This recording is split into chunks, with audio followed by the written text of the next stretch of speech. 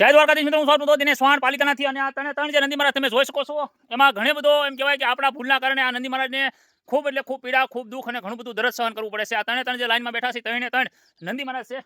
આજે નંદી મહારાજ છે એ પાલિતાણા તાલુકાના વીરપુર ગામેથી આવેલા છે. ત્યાર પછી જે વચમાં જે નંદી મહારાજ છે એ પાલિતાણા તાલુકાના રંડોળા ગામેથી આવેલા છે.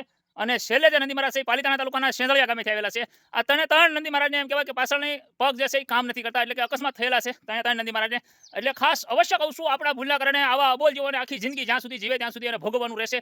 એમાં મોટામાં મોટું પાપ આપણને લાગે છે, કેમ કે આપણે જ નંદી મહારાજને રોડે રખડતા મૂકી દેવી છે, એટલે આવી હાલત થાય છે. એટલે અવશ્ય કહું છું, તમે કોઈ પણ અબોલ જીવ રોડે રખડતું મૂકો છો તો એકવાર વિચાર કરો, એની જીવન શું થાય છે. આ ગૌશાળાની મળી આપણે નંદી મહારાજને આશરો આપેલો છે અને ખૂબ એટલે ખૂબ કાળજીપૂર્વક સેવા કરી રહ્યા છે. તો અવશ્ય કહીશ, તમને આ સેવાનું કાર્ય ગમે તો વિડીયોને વધુમાં વધુ શેર કરજો. અને આવા અબોલ જીવો માટે હંમેશા આપણે સેવાના કાર્યની મળી સહભાગી થતા હોઈએ છીએ, પણ અવશ્ય કહીશ તમારા સાથ, સપોર્ટ અને સહયોગની જરૂર છે. મારા માટે બિલકુલ વિડીયો શેર ન કરતા. આ ત્રણ નંદી મહારાજ માટે જો તમને થોડો ઘણો દયાભાવ સેવ કાર્યની મળી ભાગ લેવા ઈચ્છતા હો તો અવશ્ય કહું છું, વિડીયોને વધુમાં વધુ શેર કરજો. જય દ્વારકાધીશ, જય મુરલીધર.